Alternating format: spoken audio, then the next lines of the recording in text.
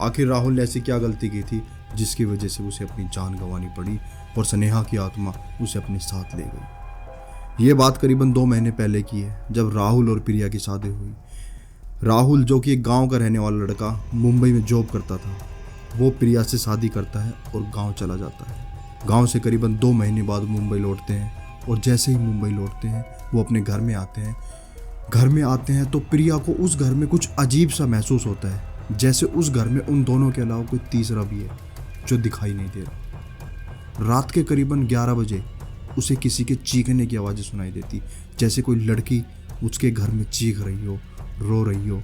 और कभी तो किचन से बर्तन गिरने की आवाज़ें सुनाई देती, तो कभी घर में रखी कांच की चीज़ें अपने आप टूट जाती। लेकिन जब वो राहुल से ये चीज़ें बताती है तो राहुल इन चीज़ों पे विश्वास नहीं करता और प्रिया से कहता है कि तुम आज के ज़माने की लड़की होकर इन अंधविश्वासों पर विश्वास करती हो। तो प्रिया उसे बताना ही छोड़ देती है। लेकिन एक दिन जब राहुल के साथ ये सब हुआ तो उसके पैरों तले जमीन खिसक गई। राहुल एक दिन ऑफिस से घर आता है और बाथरूम में जाता है। बाथरूम में जब वो गया तो बाथरूम के मिरर में एक औरत की परछाई राहुल को दिखाई देती है। राहुल डर के मारे बेहोश हो जाता है। प्रिया जब राहुल को देखती है तो वो बेहोश जमीन पे पड़ा था। प्रिया उसे उठाकर बेड पर लेटाती है और डॉक्टर को फ़ोन करती है। प्रिया डॉक्टर से पूछती है कि राहुल को क्या हुआ, तो डॉक्टर कहते हैं कि स्ट्रेस की वजह से राहुल बेहोश हो गया था और गिर गया था, ऐसी कोई बड़ी बात नहीं है। उसके बाद जब राहुल को होश आता है तो उसके साथ कुछ अजीब चीज़ें होने लगी। उसे एक औरत दिखाई देने लगी। कभी तो राहुल को वो औरत पंखे के ऊपर लटकती हुई दिखाई देती है, कभी उसकी दीवारों पर चलते हुए, कभी वो बेड के नीचे। राहुल इन चीज़ों से इतना परेशान हो जाता है कि उसका शरीर सूखने लगता है, जैसे कोई उसका खून सूख रहा हो, और उसकी आंखों के नीचे काले घेरे हो जाते हैं, जैसे उसकी आंख अंदर धंस गई हो। धीरे धीरे करके राहुल का शरीर खत्म होने लग रहा था। ये सब देखकर प्रिया परेशान हो जाती है और अपनी माँ से ये सब बताती है। प्रिया की माँ कहती है कि किसी बाबा या तांत्रिक से दिखा लो, किसी ने कुछ करवा दिया होगा। तो प्रिया उसकी माँ के कहने पर एक तांत्रिक से बात करती है। तांत्रिक जब प्रिया के घर में पहला कदम रखता है तो वो कहता है कि इस घर में एक आत्मा है जो कि बदला लेने के लिए आई है और वो बदला लेकर ही जाएगी।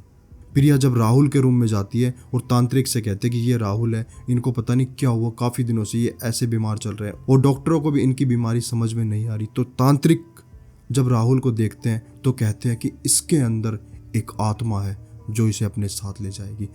तो तांत्रिक प्रिया से कहते हैं कि हमें एक पूजा करवानी होगी।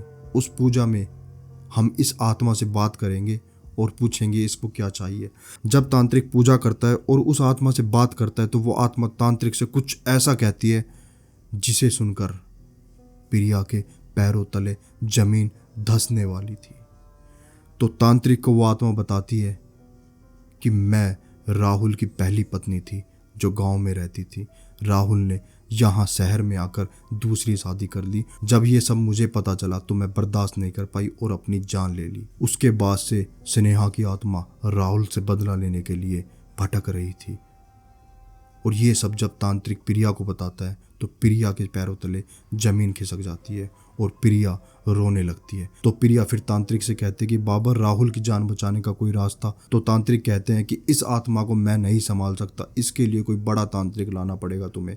तो फिर ये सुनकर प्रिया परेशान हो जाती है और कुछ दिनों के अंदर राहुल अपनी जान गंवा देता है और स्नेहा की आत्मा उसे अपने साथ ले जाती है। डरना मत। तो कल फिर मिलते हैं किसी नई कहानी के साथ।